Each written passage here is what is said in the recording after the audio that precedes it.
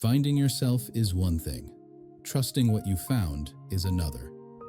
If you've ever discovered a quieter version of yourself and wondered whether it could survive the world, this chapter is for you.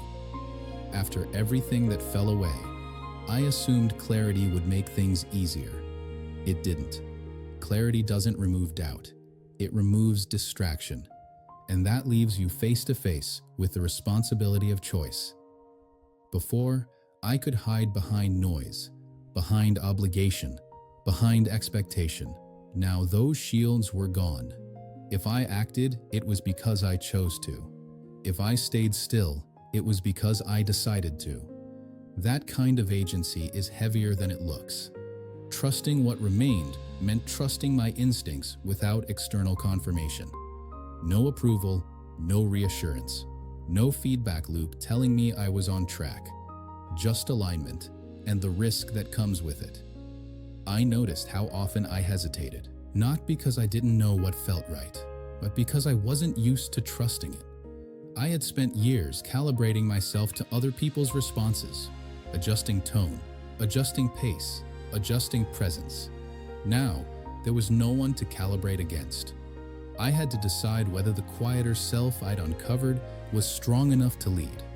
That was unsettling, because the self that remained wasn't ambitious in the usual way. It didn't crave recognition. It didn't push aggressively.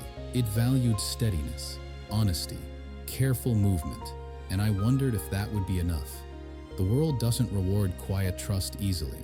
It favors certainty, speed, visibility.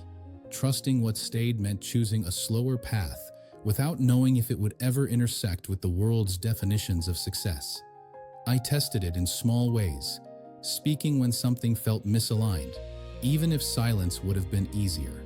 Stepping back when momentum felt forced, even if it meant being misunderstood. Choosing depth over reach, truth over traction. Each choice felt fragile at first, like walking without armor.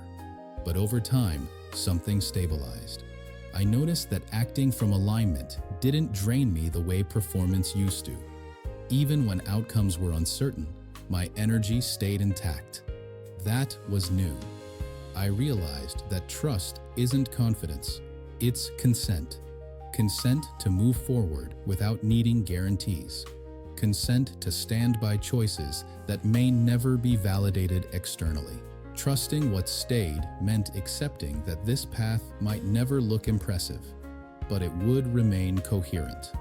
And coherence, I learned, is what allows you to keep walking without fracturing. If you're listening to this and you found something quiet and true inside you, you don't need to rush to defend it. You don't need to prove it can survive. Just let it guide the next small step. Trust doesn't require certainty. It requires willingness. And willingness, practiced slowly, has a way of becoming strength. Imagine a flood finally receding. The water is gone, but the damage isn't obvious yet.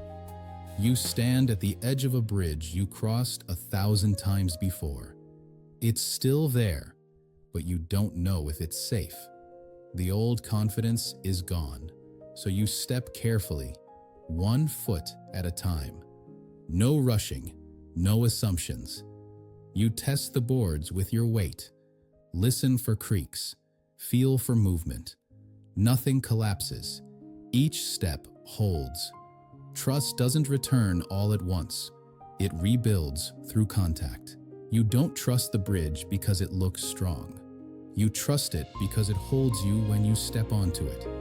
That's what trusting what stayed feels like. Not belief, not optimism. Evidence gathered slowly through lived steps. And once you're halfway across, you realize something quietly powerful. The bridge didn't change. You did.